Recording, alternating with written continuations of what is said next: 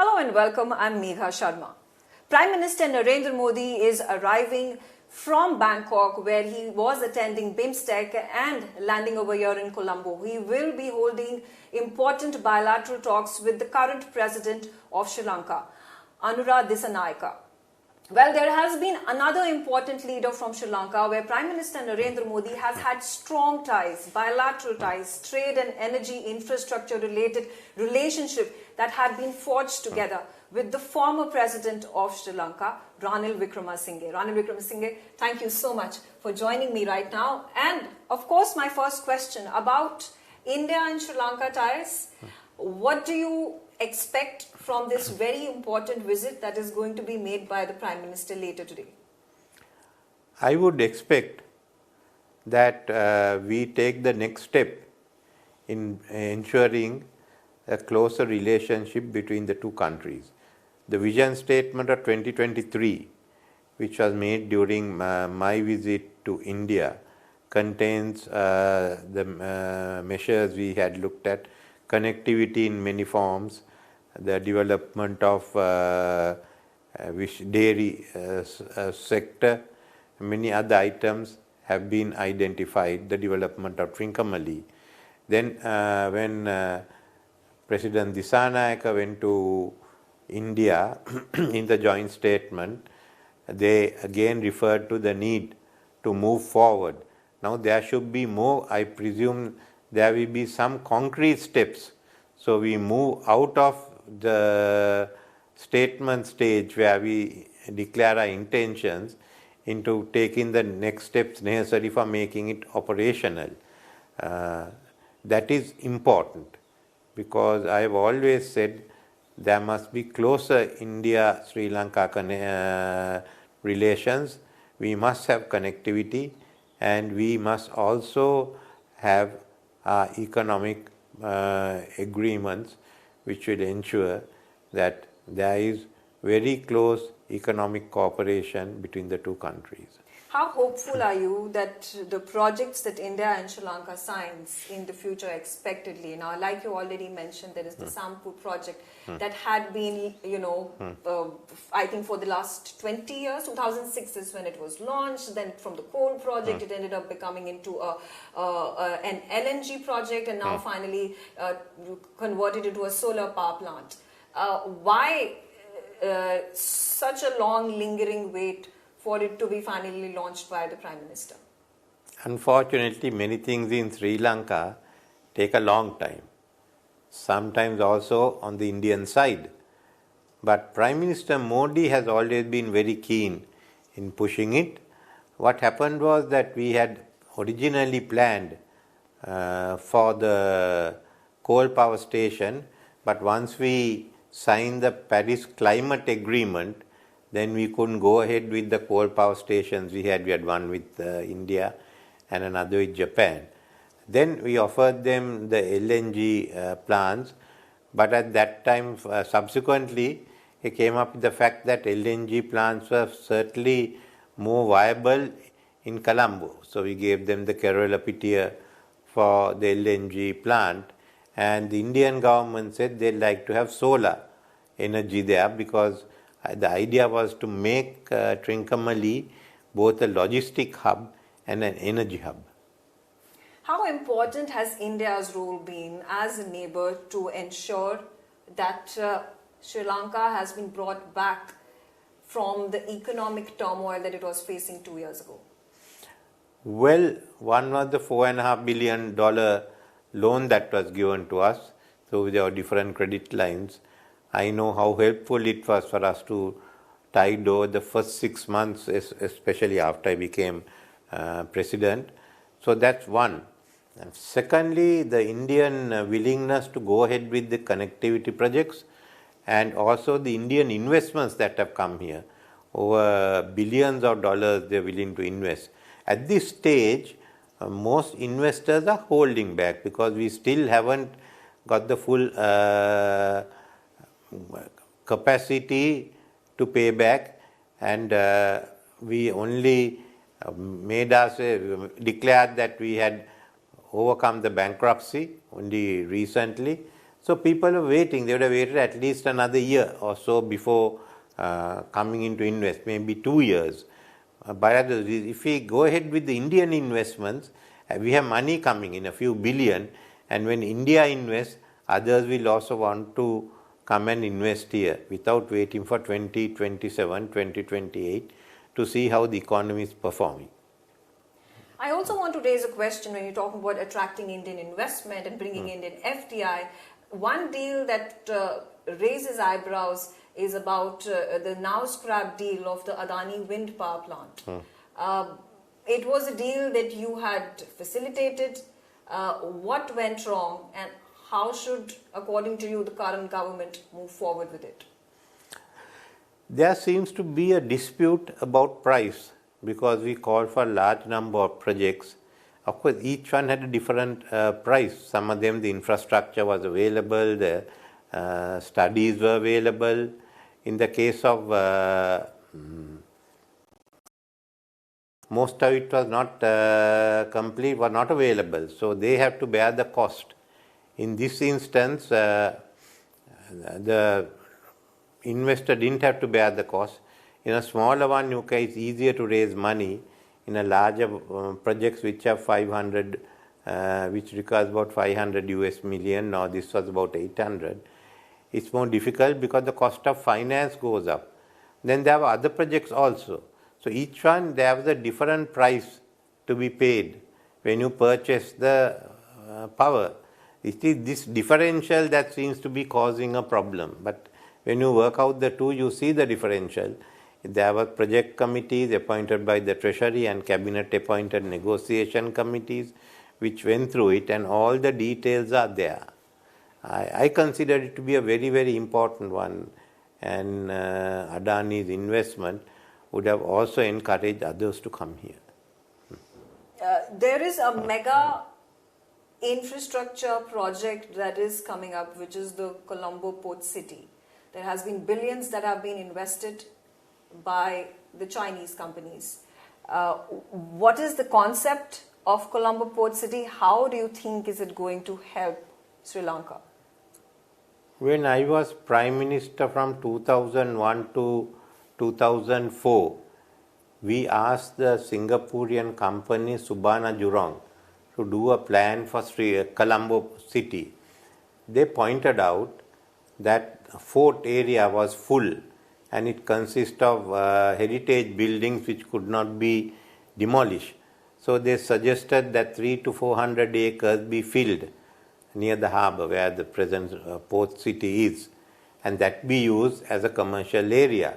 Of course, we went out of office, and subsequently government agreed with China Harbour, it's investment, not a loan, to allow them to develop. It went up to 600 acres, and it was to be an area where the land was to be sold in foreign exchange for foreigners. So that's how this came about. It's basically a real estate project, and the laws are enforced by the government of Sri Lanka. So for all purposes, it's a part of the Colombo city.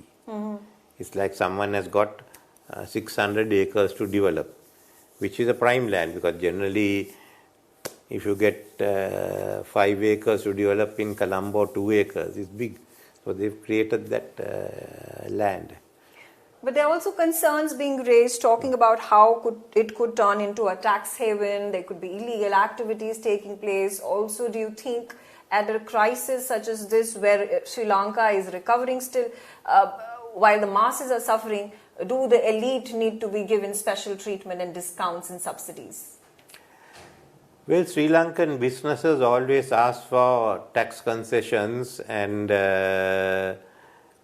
relief, but in this instance, the tax concessions we connected to foreign investors, not to local. You have to invest in dollars. So that was the condition that was put in and discussed. We still have to work out what is the length of the period and what type of tax concessions are given. But tax concessions here are only in respect of foreign investments. I'm also going to draw parallels from the Hambantota port. where Sri Lanka is still struggling to pay back the humongous loan to the Chinese government, to the Chinese companies. How is the Colombo port city different from the Hambantota port? Hambantota port was given out on a lease of about 70 odd years for $1 billion. So we got the money back. But when the money came, the treasury said, we want to put it into the reserve. Because as far as the Hambantota harbour is concerned, the Chinese loan is on a concessional basis. So if we, for instance, pay off this loan, government would have to take some commercial loans, other loans on a commercial basis, and we had an advantage in that we were paying less. We could have never got that for any loans that the government could have taken. Therefore, the $1 billion went into the government coffers, reserves, and we decided that we'll keep paying the Chinese government off. Because again, we were gaining the benefit of about a few percentages in interest. Okay, but there obviously are, concerns and reports that the rate of interest that has been levied by the Chinese is much higher than the rates that you actually see on offer in other investment projects by other countries. It's up for them because they have to recover the investment, and what they charge is their, but we won't allow them to charge less than Colombo. Okay, all right. I'm going to go back to the time when you were the president, elected 2022, continued until 2024. You are the man who touted to be the face of Sri Lanka, bringing back Sri Lanka from the brink of economic turmoil when you were able to negotiate the debt restructuring with the International Monetary Fund. How is it that right after that, when elections took place, people did not repose faith in the party and you?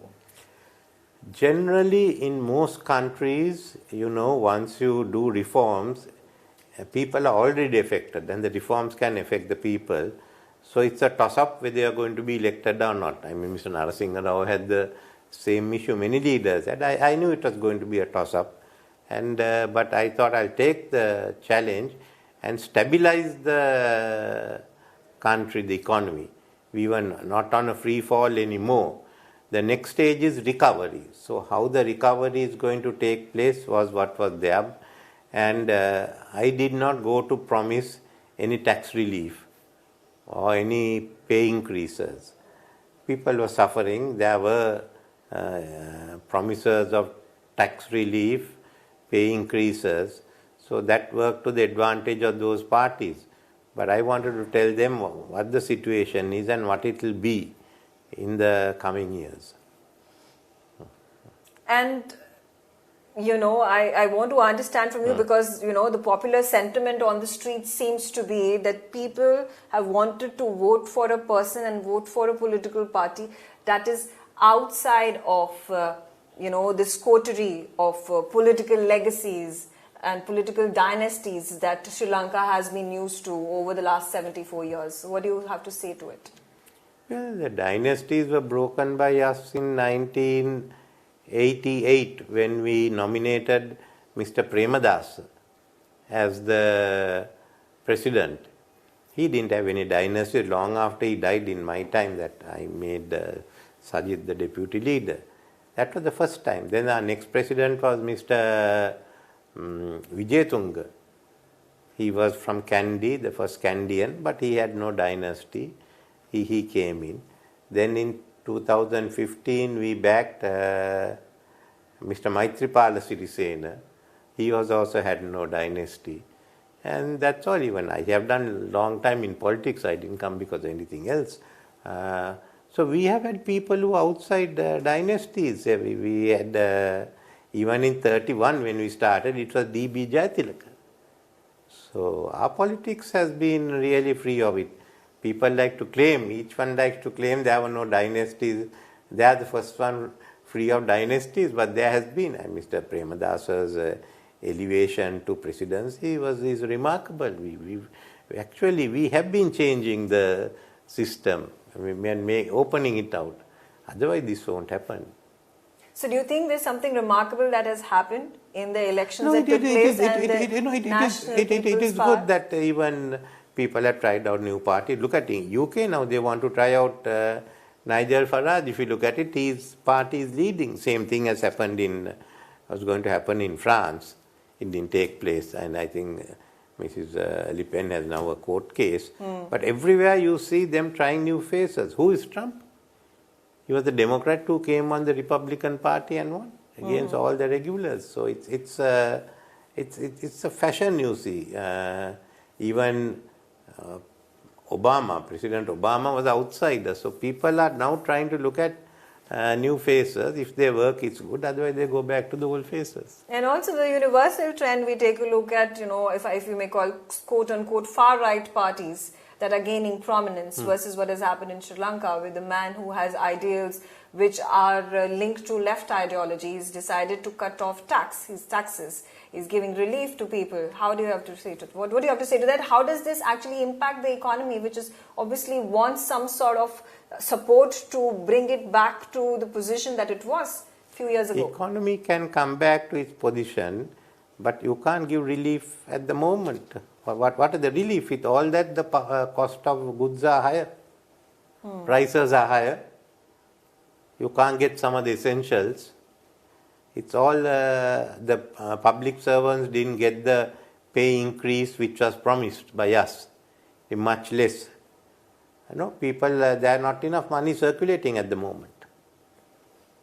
Okay. Others talk. So what is, when you pull out a report for the current government, it's not been too long for President Dissanayaka to have been in power. What is your verdict?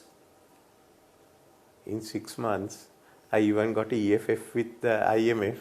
We did away with the petrol queues, we did away with the food queues, everything. First 6 months is when you should move. What is called the 100 days? Here in Sri Lanka, you have what's called the 100 days.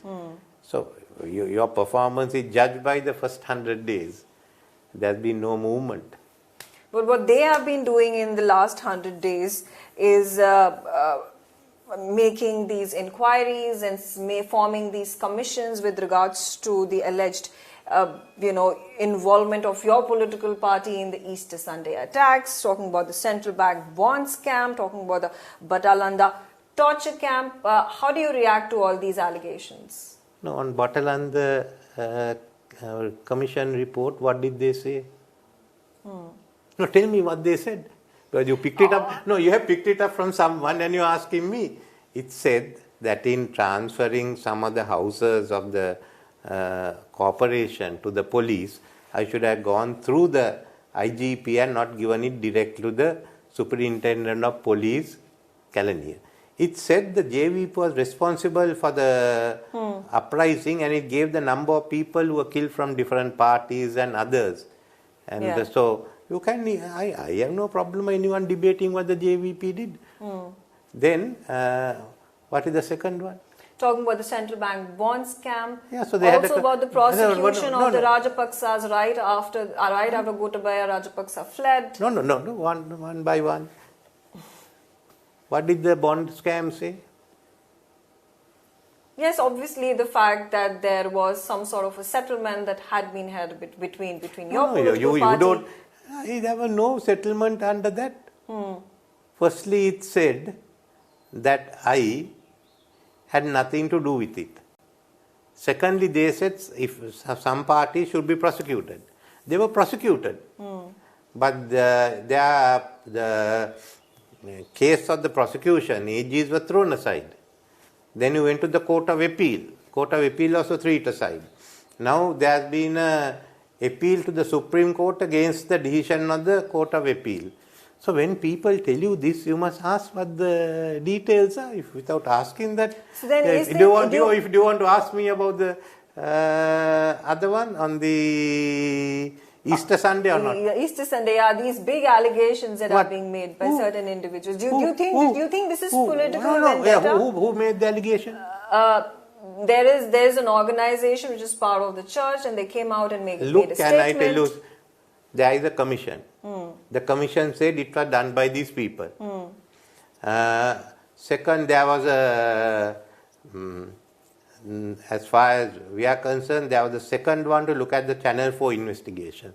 They said it was done by these people. What is the religious organization? What is that's making the comment? Yeah, there's one particular church and members of that church. I look into it. I saw. So what is the church? I look into it. I'll see the report. Yeah, but this is a Buddhist country. Yes. I am not answerable to any cardinal or bishops. I do what is said, and we all accept the fact. This is how the Easter Sunday bomb was done. Then I know the Baptist church, not Baptist, the born again church. They have not made any allegation. If people want to do politics, that is not my this. So you think a church that is known. This is a political witch hunt the that church is taking place against you? No, it's not against me. They are asking the government. We supported you at the elections. Now prove that there was some Muslims involved in the explosion. That's all. I am not willing to do that. I go by reports. I am the one who took over. I was there as Prime Minister. And I brought the situation under control that day. There are no allegations against me. They are just shouting on a report. And people no longer accept that shouting. Oh, yeah. Look, the country, majority is Buddhists. You go and ask the Mahanayakas, there is no this thing. Your country doesn't run on a minority issue. I mean, your Prime Minister quite rightly says, we have to consult the Hindu priest. Why are you asking me now to go and talk with a minority, which is discredited? Okay. I'm not asking you. I'm just kind of looking to clarify in terms of your statement. Not at all. You have not even read the report. But remember, as far as religion is concerned, where the religion lies and to whom we answer. I do not answer to those people. Okay. I will not answer them. Okay, all right. Fair enough. I'm going to bring back the issue of the Tamils who live in Sri Lanka. Yeah. In the northern part of the country. There are fresh promises being made by the current dispensation as well for reconciliation. They are looking to have elections in their part of the country. How do you think this move should be taken forward to its logical conclusion? When I was there, we took it forward. If they continue, I think they'll have the support of everyone. I mean, they certainly will have the support. At the moment, there are elections on local authority.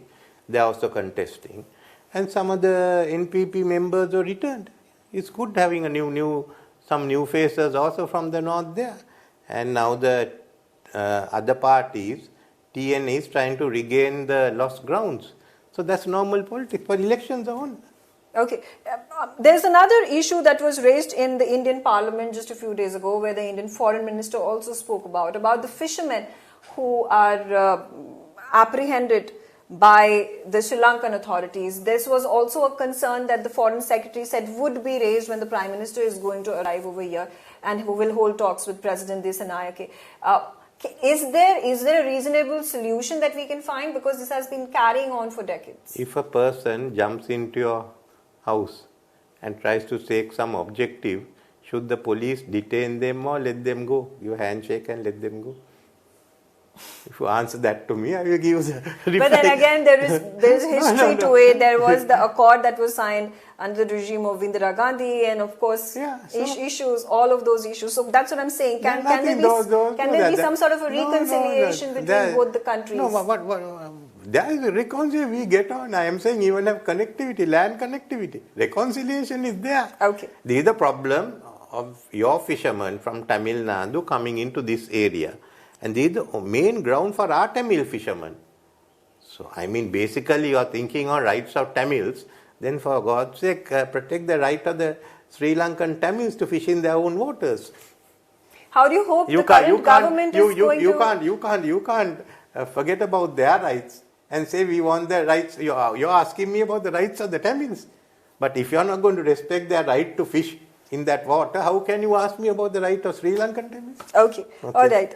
Another question, talking about India and Sri Lanka and forging stronger ties. There was also one more initiative that you had started off. It went on a good note. It was the ECTA, the Economic Comprehensive Agreement.